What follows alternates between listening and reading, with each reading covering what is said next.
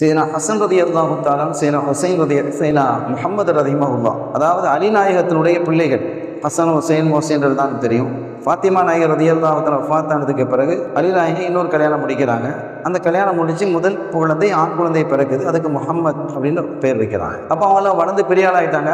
அவங்களுக்கு இவங்களுக்கு இடையில காக்காவும் தம்பியும் தானே, அண்ணனும் தம்பியும், பாப்பா ஒன்றும் அம்மா வேறு. குடும்பம் அப்படின்னு வரும்பொழுது சில பிரச்சனைகள் இருக்கும், அது இயல்பானது. அதே மாதிரி அங்கேயும் பிரச்சனைகள் இருந்தது. இதன் காரணத்தினால் ரெண்டு பேரும் கொஞ்சம் பிரிவாக இருந்தாங்க. யாரும் ஹசன் ரலியல்லாஹு தஆலா அவர்களும் முஹம்மது ரலியல்லாஹு தஆலா அவர்களும். முஹம்மது ரலியல்லாஹு தஆலா அறிவும் ஆற்றல், ஹசன் ரலியல்லாஹு தஆலா அவர்களை பற்றி நமக்கு தெரியும். முஹம்மது ரலியல்லாஹு தஆலாவும் சஹாபி அல்ல, தாபி. ஹசன் ரலியல்லாஹு சஹாபி. ஆனால் ரெண்டு பேருக்கு இடையில கருத்து வேறுபாடு வந்து கொஞ்ச நாள் சில பேர் பேசாமல் இருந்த பொழுது இவங்க முஹம்மது ரலியல்லாஹு ஒரு கடிதம் எழுதுறாங்க அண்ணனுக்கு, காக்காக்கு எழுதுறாங்க. இப்போ ரெண்டு பேருக்கு இடையில சில மனஸ்தாபம் இருக்கு.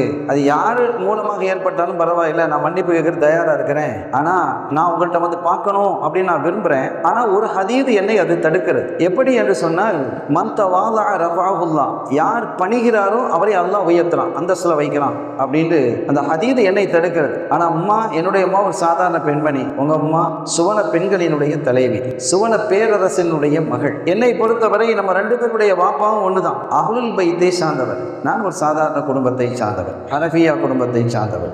உங்களுடைய அந்தஸ்து என்னன்னா, நீங்க சுவன இளைஞர்களினுடைய தலைவர், நான் ஒரு சாதாரண ஆள். என்னுடைய நிலை என்னங்கிறது எனக்கே தெரியாது. நீங்க சுவனவாதிங்கிறது கன்ஃபார்ம்.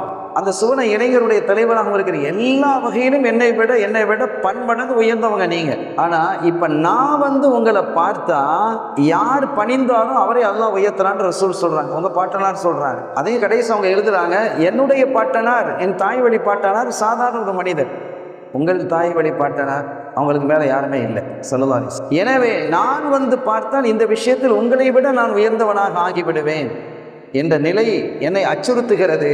எனவே தான் நான் வந்து சந்திக்கிறதுக்கு நான் தயங்குகிறேன் அப்படின்னு எழுதியிருக்கிறான். இந்த கடிதத்தை பார்த்ததும் அந்த வரலாற்று அறிஞர்கள் எழுதுறாங்க, ஹசன் ரலியல்லாஹு தஆலா வீட்டிலிருந்து ஓடி வந்தாங்க தம்பியை பார்க்கறது. இப்போ எவ்வளவு பெரிய ஒரு பணிவு பக்குவம் இருந்தது. அந்த பணிவு அந்த பக்குவத்தை பெற்றவர்கள் தான் பெருமக்கள், நாதாக்கள், சூஃபிகள். அதை நம்முடைய மலேசியா பாபா ரஹிமஹுல்லா அவர்களுடைய வாழ்க்கையில நாம் பார்க்க முடிந்தது. சாதாரணமாக என்ன செய்வாங்க, சில கிதாபுகளை எடுத்து வச்சுட்டு இந்த இபாதத்துக்கு கொஞ்சம் விளக்கம் சொல்லுங்களேன் அப்படிமா.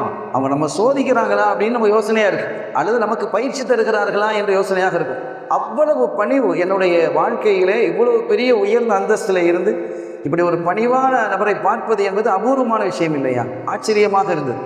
அப்ப நிறைய குடம் தழும்பாது என்பார்கள். அந்த வகையில் அப்படி வாழ்ந்த பெருமகனார் தான் நம்முடைய சூஃபி மலேசியா பாபா நாயகம் ரஹிமஹுல்லா அவர்கள்.